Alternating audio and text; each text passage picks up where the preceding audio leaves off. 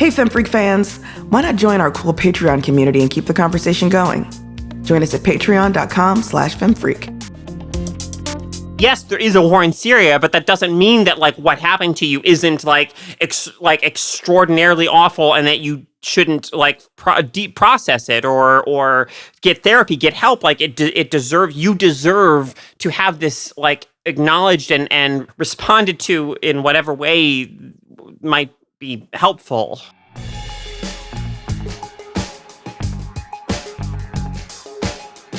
Welcome to Feminist Frequency Radio. This is the show that asks you to be critical of the media you love. I'm Anita Sarkeesian, and I'm joined today by two publishers who have been bugging me to finish the first draft of my second book. So many drafts of books. Whoa, holy moly. What up, Carolyn Pettit? Hey. Hello, Ebony Adams. Have you been working, Anita? On the book that doesn't exist? Mm-hmm. On the book. Ebony and I know this process very intimately We do. well. It was hard. Those scenes were hard. Mm-hmm. Everything was hard.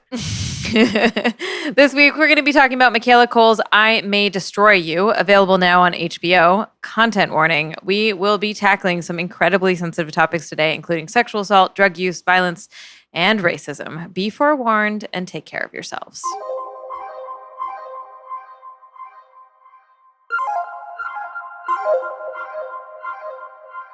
Hello, friends. Hey. Hello. So, I just kind of wanted to acknowledge the passing of Chadwick Boseman for a minute, if we can. Mm-hmm. Of course. Yes, please. Not to catch everyone off guard, but, Chadwick Boseman an actor, most notable among many, many roles, but most notable as Black Panther, as King T'Challa. I was getting there.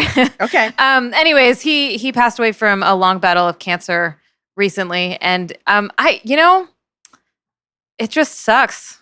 And I just wanted to I feel like it's been hitting a lot of people, and it was shocking to me among many other folks in a way that what am I saying? I'm saying that I don't usually get affected by celebrity deaths, and this one was one that really hit me personally. Not that matters, but there's a lot around this that I think is important. The sort of glamorization of how much he suffered while working on all of these films that we loved while he was very sick. It's a lot. Yeah, it certainly is. It certainly is a lot. I mean, I think it's always good to acknowledge that the grief we feel when a public figure who we didn't know personally dies is real and is valid, and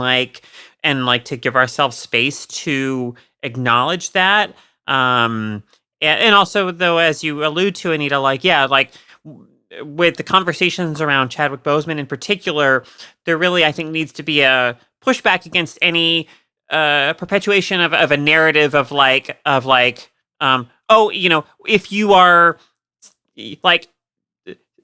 suffering from a terrible illness or whatever, just suck it up and do all this work or whatever.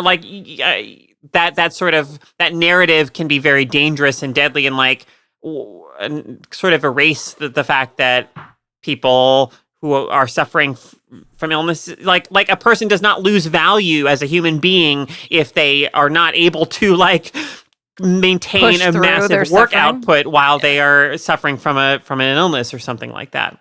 One of the things that has been so hard to deal with is the fact that he didn't he suffered, right? But this was not a decades long, battle. He was diagnosed in 2016, which is, only 4 years ago. He died at age 43, which is still 2 years shy of the age at which we tell people to start getting regular colon cancer screenings. And yet we also know that, Black people are, more likely to develop cancers like colon cancer.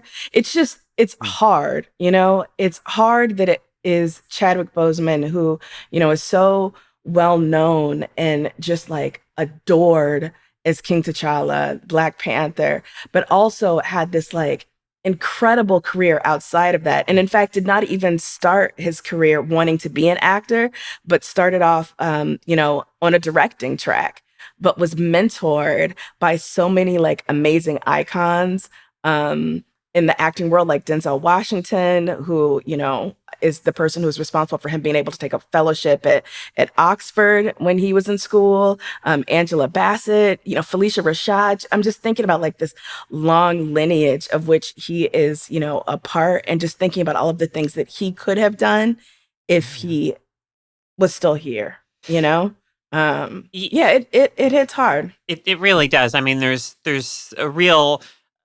His star was, he'd been amazing in so many films. I mean, playing Jackie Robinson in 43, playing James Brown, playing. By the time he was cast in like The Five Bloods, like he already had this allure around him of a character who could straddle like humanity and legend, really easily. And so for him to play this like remembered figure from the past of the, the main characters in that film, like he immediately carried with him something kind of mythic, but also like deeply sort of relatable and human. And so there is, of course, that feeling of like the loss of what he, as a actor, as a performer, as somebody who was very, very deliberate in the choices he made. Like, if you read him talk about why he used the accent that he did in Black Panther, and like all the thinking behind that around, wanting to make sure that that Wakanda was a place that had never been colonized, right? That was not like like all of this, like just so thoughtful and so deliberate, and all of that, like all the great work that he won't get to do and that we won't get to see is tremendously, painful. Yeah. Yeah. I think too, and like this isn't exactly my place to say, but just I'm going to anyways. I think that given just how this particular year in terms of like Black liberation movements and the swelling of like shit's got to change, like we can't keep living in this like racist ass country, and how Black Panther was so historic. Like I'm just remembering all the pictures of like little Black kids who are just so excited to have like this mainstream Black superhero, right? And I think for those of us in general who care about media representation, like Black Panther was a big fucking deal. Like it was a really big deal. And so, and I'm not trying to reduce him at all to just Black Panther, but there is a myth, and there is a symbol, like a symbolicness and a hope that is attached to that film and to the people in that film. And I think in this moment, for this to happen is just like, it's just a lot, like it's a lot to process. And I'm sure like a lot more for many other people, So yeah, Indeed. It's tough. All right. Well, let's talk about some other uplifting news. Not news, but we're going to talk about I May Destroy You, which is so intense. Holy moly. Yeah. All right. Let's set the stage and then dive into this. I May Destroy You is the latest offering from unbelievably talented writer-actor Michaela Coel, creator of the hilarious sitcom Chewing Gum. I May Destroy You is a 12-episode series that tackles the aftermath of a young Black British woman's rape, a rape whose details remain frustratingly murky to her throughout much of the series. Arabella, the lead character, is a stunningly realized character, a lively and fierce friend, a writer struggling to finish a book under deadline, and a social media constructed, quote-unquote, voice of the millennial generation. She exists between the bright neon nightlife of Italian dance clubs and the urban playgrounds of a vibrant London, and inhabits a dazzling world of art and culture that pulses to a mesmerizing hip-hop soundtrack. The story begins as Arabella spends a night partying before an important meeting with her agents. She wakes the following morning injured and disoriented. She's certain of only one thing: she's been violated. The remainder of the series is an unflinching look at issues of consent, via the stories of Arabella's two best friends, Terry and Kwame. The show offers a vital exploration at the ways that rape culture is formed, excused, and even encouraged. It's a dark show that nevertheless finds moments of genuine hilarity and hope while refraining from offering easy answers or resolutions. That's a great summary, Ebony. Yeah. Thanks very much. I finished watching like a bunch of episodes this weekend. Excuse me. So it's, all still really fresh in my mind. I mean, Michaela Coel, like going into the show, I knew, like Michaela Coel, she's one of those people. I'm not, how old is she? Like 30 or something? She's one of those people that gets you mad because she's so talented. Right? And, I think that, in the same way that we talk about like Phoebe Waller-Bridge, who is herself just this amazing writer director, where you're like, okay, it's not all right that you get to be talented in both of these areas so much. But there are moments in this show where Arabella, played by Michaela Coel, her performance is so jaw-dropping, She's got this amazing face, just like those incredibly striking cheekbones. But the ways in which you see her, like, kind of palpably, struggle to hold herself together in some scenes, I just thought, like, this is someone who, if she had just, been the actor for this, we would be talking about her as like, an incredible talent. But the fact that she wrote this, that she created it, y'all, she went through 191 drafts of this. Did you hear about this? Oh, no. What? 109. Thank you. Okay. No, that's 191 drafts. Could you imagine dealing with this? Like, whatever. Yeah, sorry. That was phrased totally wrong. Final, all those drafts, The intensity of the subject matter and being so entrenched in it in a way that's like, to go through rewriting and like trying to find the perfect way to develop the characters, to talk about the myriad of issues that are coming up around it. Like, it's just, I did not know that. I'm so stressed, right? just and to learning be so that. fearless about being like presenting a really authentic and flawed version of a character, right? Like, if I'm writing a show and I know that I'm gonna be playing the lead character, that girl's gonna be A++, no flaws, no vices, fit, fine, and friendly, right? But that's not the version of Arabella that we get here. Like, we are allowed to be angry with her, to hate some of the things that she does, at the same time that we recognize her vulnerability and the fact that some of the choices that she makes may not be smart ones, but they are honest ones. I just, again, hats off to Michaela Coel. Like, I couldn't produce something like this. I don't think I have it within me to be that honest with my work. Yeah, it's this. I mean, she's an absolutely staggering talent on multiple levels. There's no question about it. And I mean, watching this show, I took so many notes because it's such a dense, rich show textually that, like, I feel like, a 40-minute podcast segment is so inadequate because we could talk about, there are scenes or like episodes that we could devote that much time to, because this show is so dense with thought-provoking material and character behavior that we could really dig into and dissect and like debate and all that. But, I guess, like, in a nutshell, one thing I think is so crucial to this show, wherever you land on it and whatever you think about it, is that this is a show that at almost every turn, it complicates rather than simplifies. It complicates situations. It complicates characters. It complicates how you as the viewer might respond to or feel, about a particular situation. So, and just as like one, example of this, like, there is a flashback sequence, almost like an episode or, a lengthy part where Theo, like Arabella's sort of school colleague, who then in adulthood becomes more of a friend and all this. But as, in school, we see a situation where Theo has an encounter with a young man so Theo is white, Ryan is black, right? And Ryan, behaves in a way that is just like horrible. He starts like taking photos of Theo when he's having sex with her. And she understandably is like really, really upset.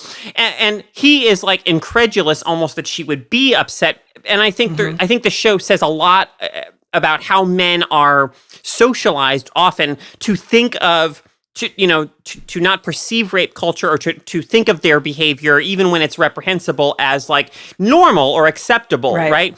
But then what happens is Theo sort of does something in retaliation for what Ryan does to her, and as young Bella and young Terry, the sort of core two female friends of the show, perceive it like Theo is just a liar who is like trying to persecute this black man, but it's like way more complicated than that. Like she is using what is available to her to respond to a situation in which she has herself been like dehumanized. But her behavior it is of course also at times like really upsetting and troubling. But it's just like, there are ways in which everyone in that situation is deeply flawed, to put it,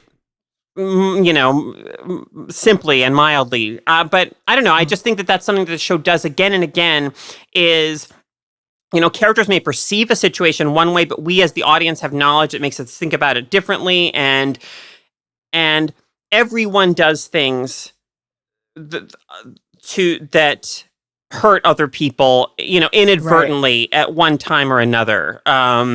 Yeah, and some of those things, are explicitly addressed. Some of them get resolved, but many of them don't. There are very few easy answers in this show. So there's the example that you mentioned, Caro. There's the fact that, and I'm just going to say off top here, like spoilers are going to abound. So if you haven't seen the show and you're planning on watching it, like press pause, then come back. But Terry, Arabella's best friend, we find out, I don't know, maybe midway, 2/3 of the way through the show, is the one who told her friend, Simon, go ahead and leave Arabella. Like they're all out partying.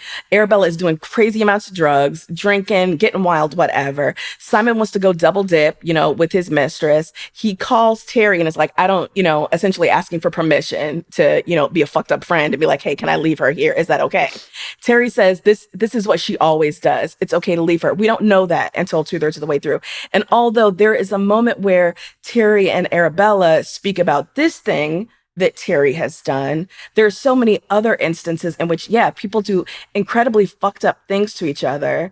And we don't get the kind of like, pat resolution or coming together at the end where all of those things are neatly tied up. People are either forgiven or assigned to a category, wherein they can never be redeemed. The show is messy. It is deliberately messy, the way that life is.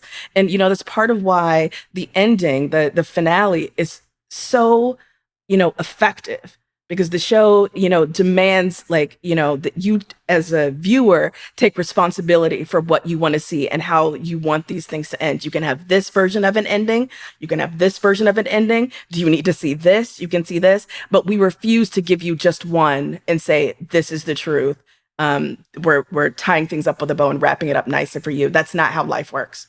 It was the Run Lola Run of endings. I was like, see, okay, you're younger than me. I was like, it's the Clue of endings. Oh. I've only watched 20 minutes of Clue. Okay, we're gonna come back to that in the bonus. Yeah, we might have to. What I find this show to be extraordinarily revolutionary in a lot of ways.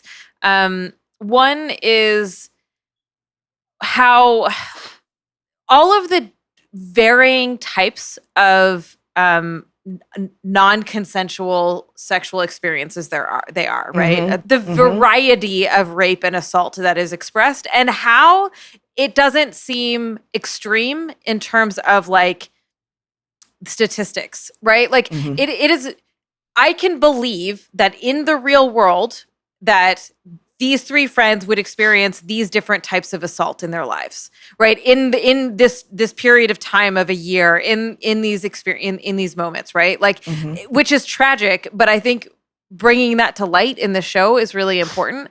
I think the show also is really remarkable in how like other than the roommate, every white person is trash. Like, it is a show that deeply centers the Black characters and the culture around those characters and the relationships between them and the relationships of them and the rest of the world, whether it's with other people of color or other white folks. Like, I don't think Theo. I think Theo is a character who has grown and who is deeply flawed, but I don't know that I would assign her to be trash.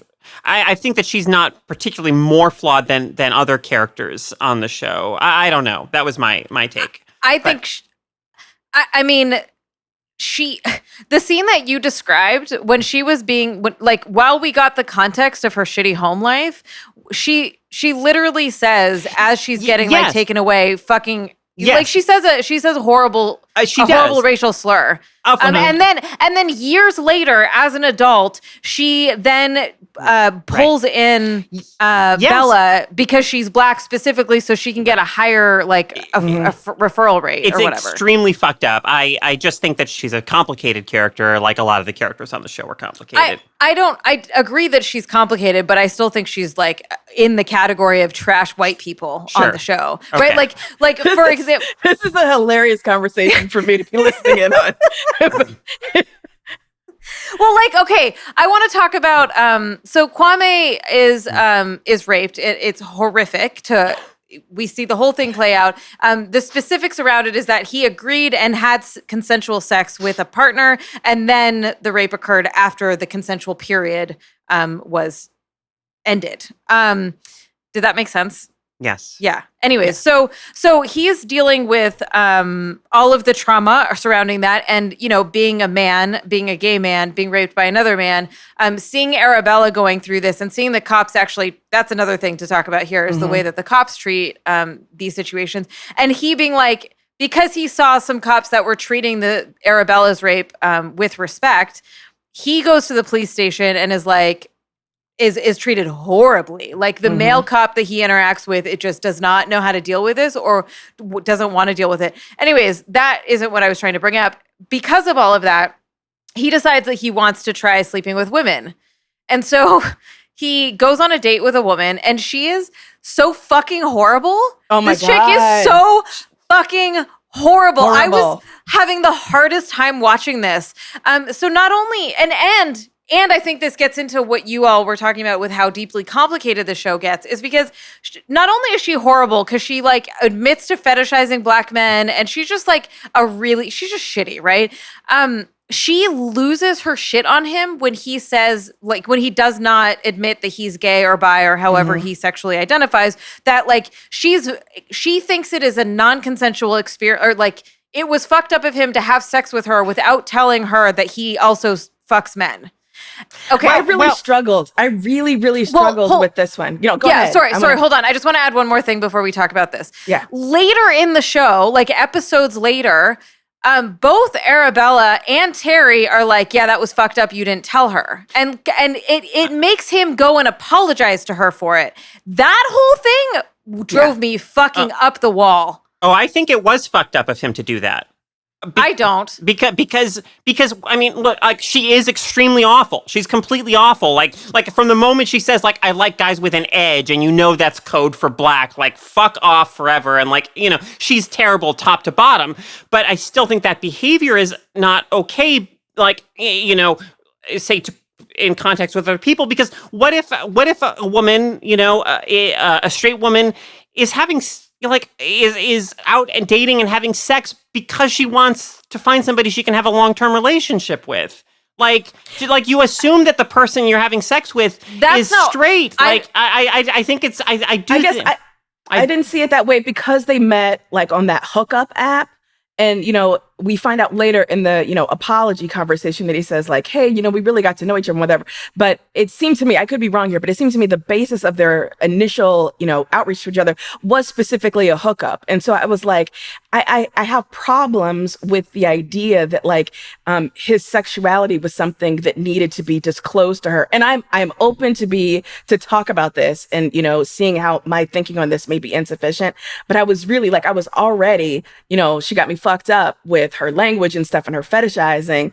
And then, the fact that, she, calls him this homophobic slur, for her to then say that he's been duplicitous, I was like, the reason why this is an issue for you is that you are homophobic, right? But if there was something else he didn't disclose about his past history, I don't know that it would have been the same. She would have, like reached the same levels of fury. I don't know. This one was hard for me.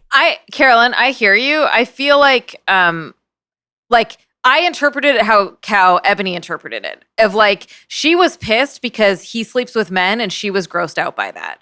Like, I didn't interpret it as, like, fuck you, I might want a relationship, how dare you do this thing? Mm-hmm. Like, I was troubled by the fact that, like, I don't think that the consent is involved, is a part of the conversation. Like, I don't need to disclose who I have sex with to have sex with you. Like, I mean, of course, we have to talk about safety and we can talk about, like, you can talk about that, but I don't think, like, you don't get to call someone an offensive name because he also sleeps with men. Yeah, no, I mean, of course you don't. Like, of course that's unacceptable. I don't get why Terry and Bella were so pissed at him for that. I mean, I assumed that they saw it the way I did, which is that, like, there's sort of false pretenses.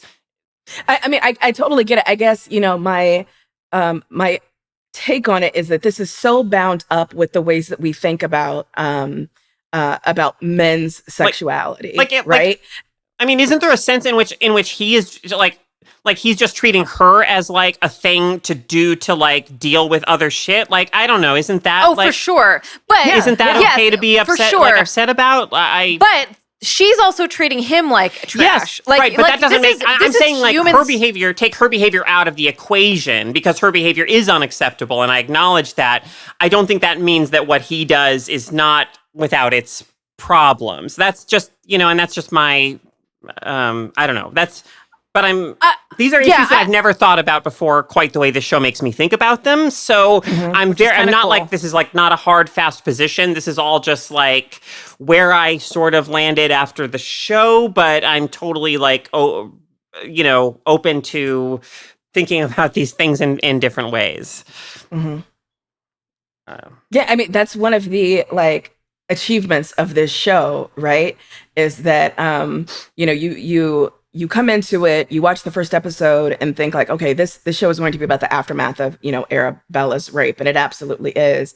But the show takes the time to, present all of these different complicated, instances in which consent is, murky, abused, etc. And so, it makes you think about these things, like you watch Arabella doing the same thing, like coming to an understanding about how the ways in which different fucked up behaviors are in fact rape or sexual assault, right? So, when she has that sexual encounter with, what was dude's name? Zane. Oh, right. God. And then he takes off the condom and does the, like, oh, I assumed you knew and whatever. And like you see her coming to realize, oh no, I have been taken advantage of in this situation. This is not just like a misunderstanding. This is not something, minor. I have been taken advantage of, and watching her name that was so empowering and so wonderful to see, like the ways in which she like stalks out and, allows her righteous rage to consume her. I think there's a way in which the audience is taking a similar journey in a lot of ways, because Michaela Coel is saying like, and what about this? And what about these? Like, how many of us have had this happen to us? Like, you can name this as a problem. You can name this as as assault. And watching Terry realize that she was taken advantage of when she had what she thought was a threesome with two strangers in Italy, and like her realizing that over the course of the season, like it was a smaller one, but it was definitely like present, right? I also really love the way the show portrays like dealing with trauma in a lot of ways. Like, so like Michaela does, or excuse me, Arabella does a thing in like the period immediately kind of following her rape, where she'll say things. She'll be like on the bus or just kind of going about her life or whatever, and she'll say things like over and over again, like there's a war in Syria. There's a war in Syria. There's a war in Syria. And she says that she's doing this to kind of quote unquote keep things in perspective. And like to say like, oh, what happened to me is like not that big of a deal. But what I think that, I don't know, as somebody who has done a fair share of like my own kind of dissociation or like trying to remove, like I feel like what she's actually doing is it's really a way of like escaping from like, or I don't know. It's obviously extremely psychologically and emotionally complex and can be talked about in so many different ways. But really, it's not like it's like diminishing the importance of what happened to her, right? It's like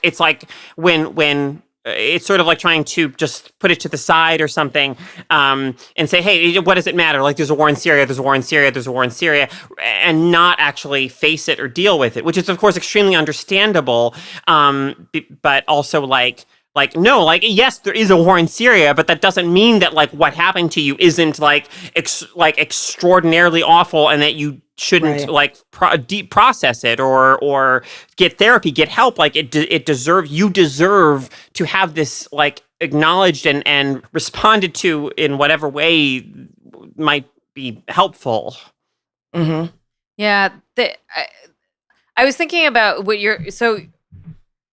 in relation to that, in terms of like how you engage with trauma, how it affects you, how you react in the world. In the same scene where Kwame sleeps with that shitty white woman, is also the same episode where Arabella goes back to Italy.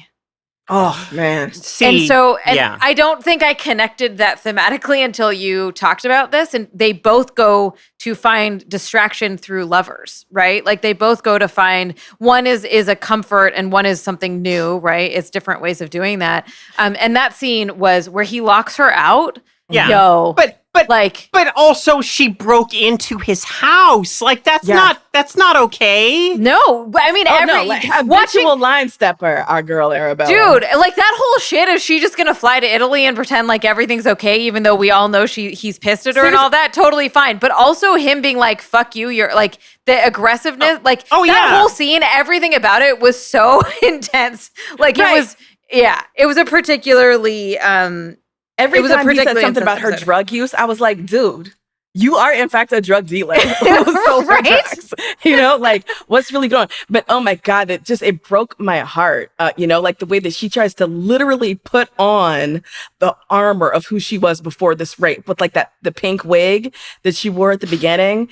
She puts that on in an attempt to like reconnect, like re-inhabit the person that she was before this horrible thing happened to her. And it was heartbreaking.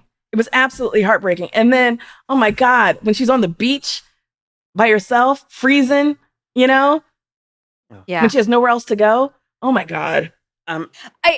Sorry. Go ahead, Carol. Okay. I love the way that this show just it doesn't let men off the hook at all. Like it's sort of almost like forensic in the way that it catalogs all the shitty ways that men behave, and in many ways like learn how to behave from our culture. But it also acknowledges what men are not taught and or what they are lacking, in the sense that after Kwame is assaulted, like he doesn't even know for sure that he's been assaulted, right? There's a scene where he like Googles, I forget how he phrases it, but it's something like, he has to like check to even see if he's wrong to feel violated and traumatized by what happened to him, which of course he isn't. Like, of course what happened to him is horrifying and unacceptable.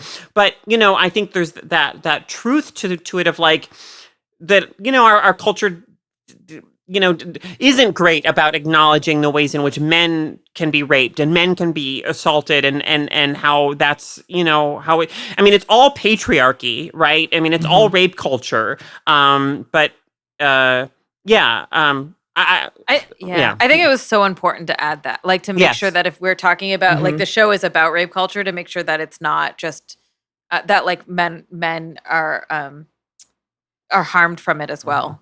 Well, and also like Kwame, initially tells oh, fucked up girl, like, let's slow down, is not really into it. And she keeps pushing, the ways in which this show, really illuminates how anyone can be vulnerable, and how we all too often fail to take men, in particular, their vulnerability seriously. It's just heartbreaking. I'm thinking about the scene where it's T's birthday and Arabella locks Kwame in the bedroom with that dude.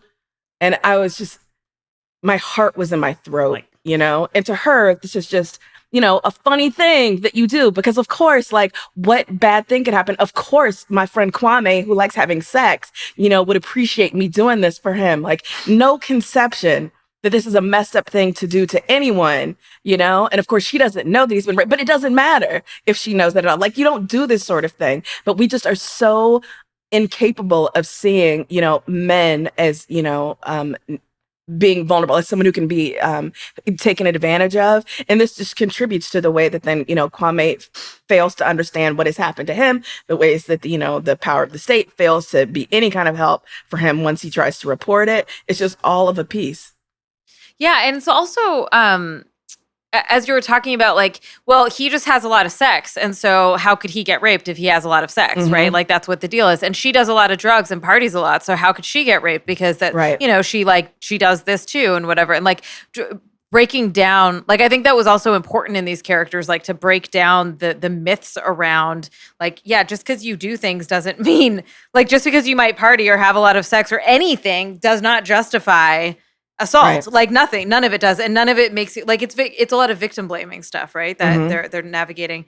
I was gonna talk about, I was thinking about how, like, the show is about all of these people dealing with these big traumas, right?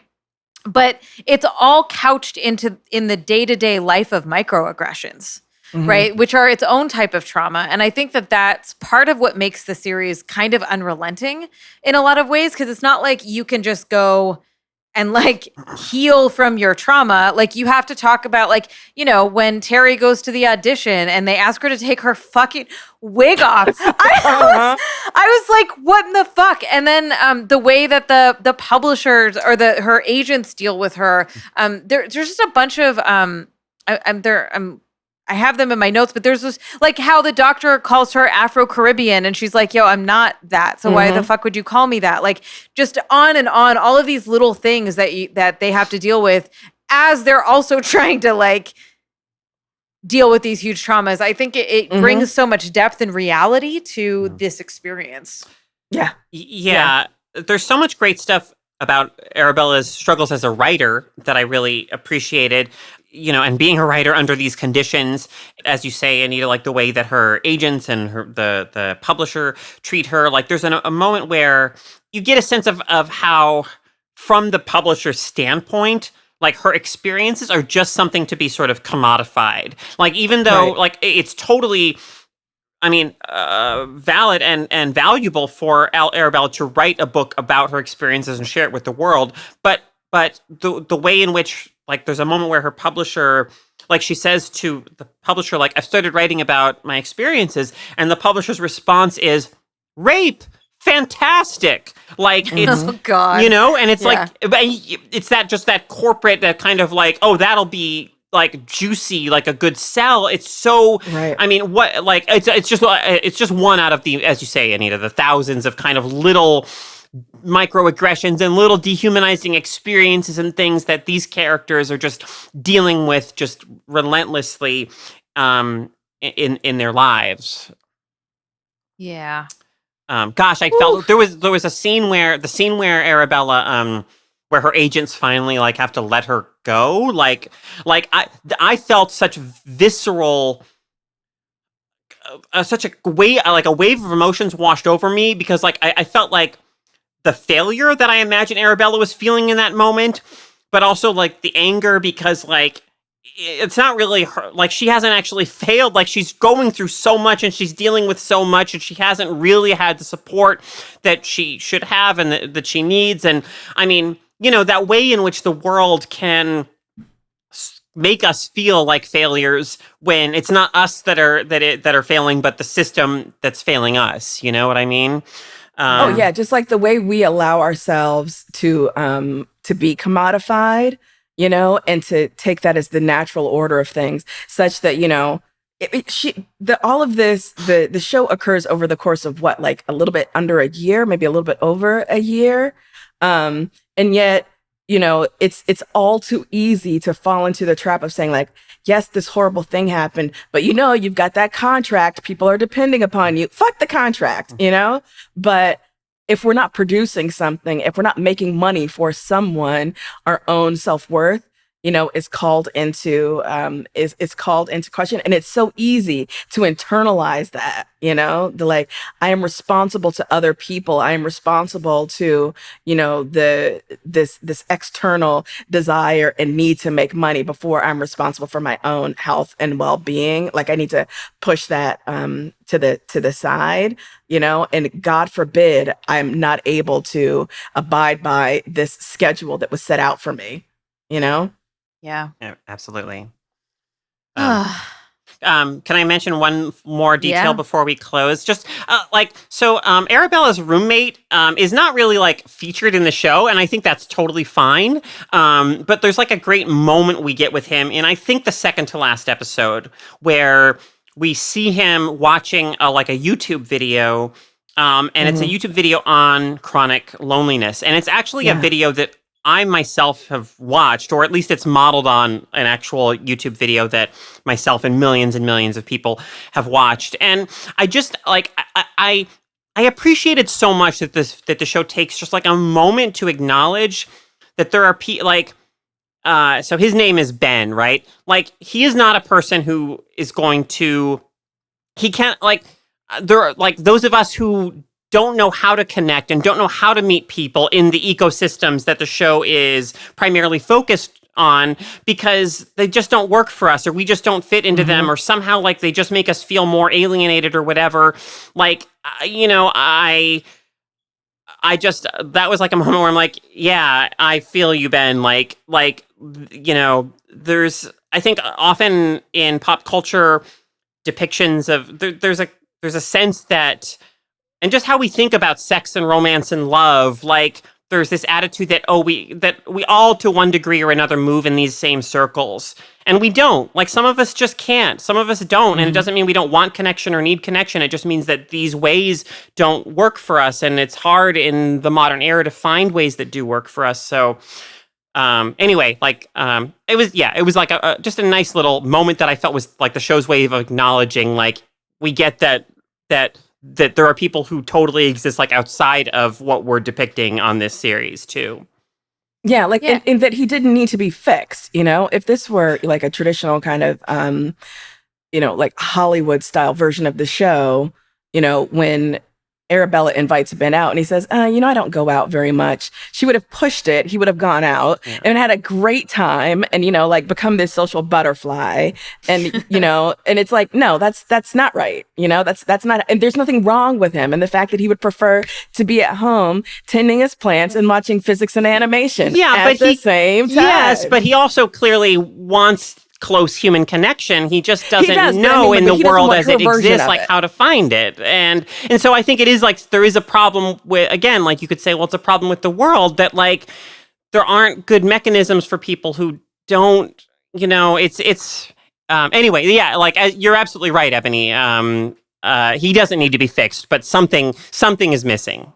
I thought there was going to be more. Like I saw that it felt very important that he expressed that. Like I noticed it as well. And I thought we were going to see something about it in the next episode. And I was like, oh, it might have been there to set up the way that they did the repeat. They're like, I don't go out, I don't, whatever.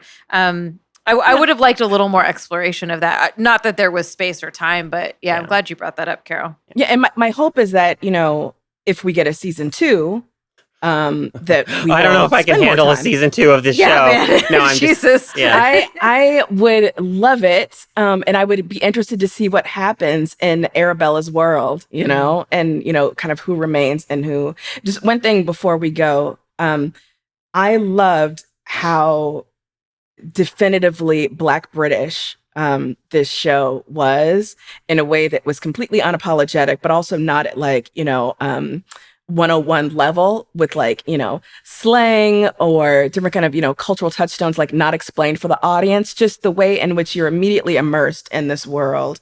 It was so vibrant and so real. And one thing I remember thinking in the episode where Arabella's dad comes to her mom's birthday dinner, although I thought about it earlier too, is there, I was so in love with her friend group. And how just like all of these different beautiful, like Afro-descended Black people in Britain.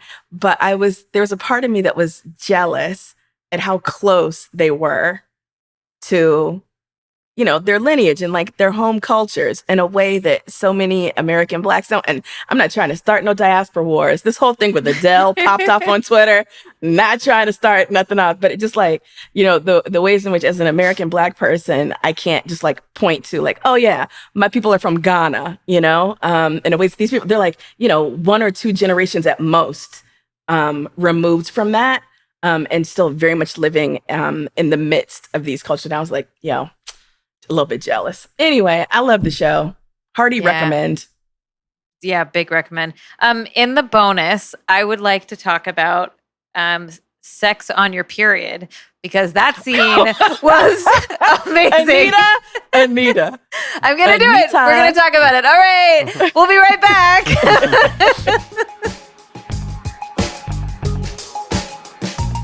Hey, Feminist Frequency Radio heads. Fall's upon us and times are pretty uncertain. But you know what is a sure thing? Each week, the Feminist Frequency crew will be here to chop it up and talk over each other about what's been happening in the world of pop culture and media. And you can be part of making the media criticism you love. You can! Head on over to patreon.com/femfreak and become a patron of all this tasty feminist media analysis. Backers of the podcast get early access to show episodes, merch discounts, exclusive bonus episode hijinks, Anita's pickling recipes, and more. Check it out. Patreon.com/femfreak. What's your freak out? Now it's time to talk about what's been thrilling us, moving us, upsetting us, or infuriating us this past week. Carolyn, what have you got for us? Well, I'm going to I have to be honest, I haven't really consumed a whole lot of stuff this past week. So what I haven't really thought this through, but I'm going to talk a bit about the latest episode of Lovecraft Country, which is episode 3, and also just a bit of like general political current events conversation, because there's like a little connection in my mind that's sort of half formed, and I don't know if there's anything to it, but I want to talk about it a little bit. So I thought, so last week we talked about Lovecraft Country, the first 2 episodes. The 3rd episode is now aired. I thought it was really excellent episode of the show. And, there's a point in the show where Letitia fucking Lewis, a cross is burned on the lawn of the house that she has purchased. And she responds, by taking a baseball bat and smashing, windshields and windows of the cars that the white, good old boys have parked on the street in front of her house, where they put bricks on the steering wheel so they never stop honking and all this stuff. And and it's, it's a great moment, right? It's like, fuck yeah, fucking do it. Fuck that shit up. And, there's been at least on my Twitter feed, and I think generally lately, conversation about a lot of hemming and hawing about again, about property damage and rioting and things of this nature. And still very, very commonly the attitude among white moderates that any and all sort of property damage or rioting or what have you sort of plays into the hands of conservatives, and it's just it's never appropriate. It's always bad. It's never acceptable. Don't do that. And obviously, yes, there may be bad actors who do that stuff on purpose in order to shore up whatever reactions on the right. But I just feel like I was watching that episode of Lovecraft Country last night, how the narrative, how that whole attitude of like hand-wringing about riots and about property damage and whatnot is so rooted in white supremacy and in a whole narrative around our country that like erases the oppression, the fact that riots are always a response to state violence or unjust conditions or what have you, right? And how I don't think any reasonable viewer watching that episode of Lovecraft Country would see Letitia's reaction and be like, tisk, tisk, tisk, like, don't do that. That's not appropriate. Like, everyone understands watching that, like, that she is responding to, it's a cross being burned on the lawn and centuries of like oppression and terror and racism and so on and so forth. And, I just feel like it's so important to have narratives and stories that do that work of like, that don't let white people, that sort of smash the blinders on white people's faces, that let, many of us not see what riots and things like that are always a response to, and why, and the property damage is not violence, in the sense that that oppression and police brutality and any of those things are violence.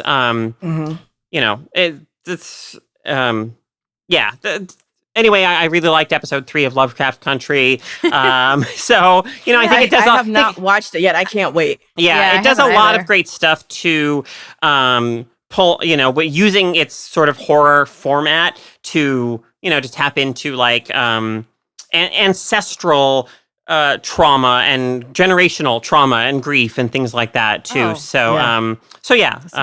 It's a very cool episode, and it has that scene where she goes on the windshield smashing mini rampage is very cathartic and good. Damn, that sounds so exciting. Yeah. I can't wait to watch it. I will be watching tonight. All right, Ebony, what do you got? I'm freaking out about P-Valley, which is a show on Starz, helmed by the amazing Katori Hall, who is a first-time showrunner, Black woman. It's amazing that this, young Black creative is show running the show. Like, that never happens. We never get to show run in the way that like inexperienced white dudes do.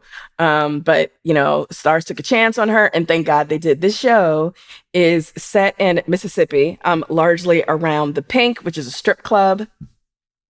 I'm only a few episodes into it. I still have so much to catch up on, but the show is so like crucially like just unapologetically Black and country. It's right up my alley, from the music to the food to the outfits. I mean, between this show and Claws, I'm just getting my ratchet on week by week. I absolutely love it. Oh shit, Claws. I have to go back to that. Yeah, you do. I haven't finished the first season. I think I've only watched half of the first season. Girl, okay. That shit. We'll circle back to that in the bonus too. But the thing that I am freaking out about most in P-Valley is that the owner of the club, the Pink, is a character named Uncle Clifford, who is this just gorgeous gender fluid character who always has her weave hooked up, nails did, the whole 9 yards, while still wearing, facial hair, right? I love this kind of like gender play, that's in the show. And speaking of the actor whose name I'm blanking on right now, this person has always also been in Claws. So again, like the universes, my pop culture universes are colliding. But just we are very familiar with, certain kinds of Black representations on screen, and they are often, depictions of like Black trauma, specifically centered around like, the antebellum period or the Civil War specifically, or, like Blackness in urban areas. But, like Black country, it's so appealing to me. Maybe because that's, where my family is from. We just don't get enough of it. But, this kind of like down home, what people would consider like, vulgar, tacky, ratchet, loud kind of couture and, ways of communicating. I absolutely love it. I think like it's for me what, Dolly Parton is, for white people, where you're just like, I want to, just hug it to my breast. Oh, to Dolly Parton to everybody. It's just everybody loves Dolly Parton. So anyways, P-Valley, that's what I'm freaking out about. It's on Stars. Like, just, go get you that Stars subscription for a month, binge the episodes. You will love it. It is high camp. It is so, oh my God. Like, it is something to watch with other people if you can, even if it's on Zoom with a drink and just because you be yelling at the screen. It is amazing. Are you going to hook us up with your Stars subscription, Ebony? Yeah, girl. Great. There's a bunch of shit on Stars that I've been wanting to watch, actually. This will add it to the list. Oh, yeah. I've been watching I just finished watching Dublin Murders. So, you know me and my murder mystery shows. Just finished Dublin Murders. Want to talk about it? Hit me up on Twitter. All right. I am freaking out about a book called Semiosis by Sue Burke. I've been reading like a motherfucker. I actually have 2 books that I finished between now and the last freak out. Humble brag. I don't know what's wrong with me. It's delightful. Anyways, so I often get asked, so I'm going to explain the book, but I often get asked, like, where do you find your book recommendations? And I usually, like, look at, like, award nominee lists for, like, the Nebulas and the Hugos and just, like, go back years and see what were on them and like, go from there and also get recommendations from other people. This one I found because I was out of books. The ones that I wanted to read were not available at the library. And so I was just searching through, like, Overdrive, which is the app in like American library systems for digital books. And I just kind of found it and took a chance. Or it took a chance on me. Oh my gosh. I just heard ABBA in my head. Anyways, whatever. Just, I don't know why I had to tell you that whole story. But the book is interesting. I'm going to read the description. Forced to land on a planet they aren't prepared for, human colonists rely on their limited resources to survive. The planet provides a lush but inexplicable landscape. Trees offer edible, addictive fruit one day and poison the next, while the ruins of an alien race are found intertwined in the roots of a strange planet. Conflicts between generations arise as they struggle to understand one another and grapple with an unknowable alien intellect. So the book is formatted where each chapter, which are pretty long, is a different generation of these people who arrived on this planet from Earth. And so it gets really interesting around both the politics and the interpersonal relationships and the rules that develop over generations and the attitudes and beliefs that occur over generations. And then also, like, plants are kind of sentient in this world and they have to figure that out and like figure out what that means to them. So like the format and structure is really interesting. It's just so many different perspectives that are coming into play. And I thought it was really interesting. So if it's up your alley, check it out. Sounds Semiosis by Sue Burke. Everything I read is up your alley, Ebony. It's true. You've got pretty good taste in books. If anyone cares, because I'm not going to shout this out, the book I read before is called, I guess I'm shouting it now, it's called Amberlow by Laura Elena Donnelly. It's a spy thriller that takes place in like a 1930s era fictional world. It's not necessarily my genre of storytelling. I kind of hated it at first, but I eventually got into it. Like the characters are really compelling and interesting. So if you're into spy thriller kinds of double agenty things, Amberlow by Laura Elena Donnelly is probably your jam. Okay. If you have a freak out and you would like to share it with us, please go to feministfrequency.com/freakout. That's FREQOUT.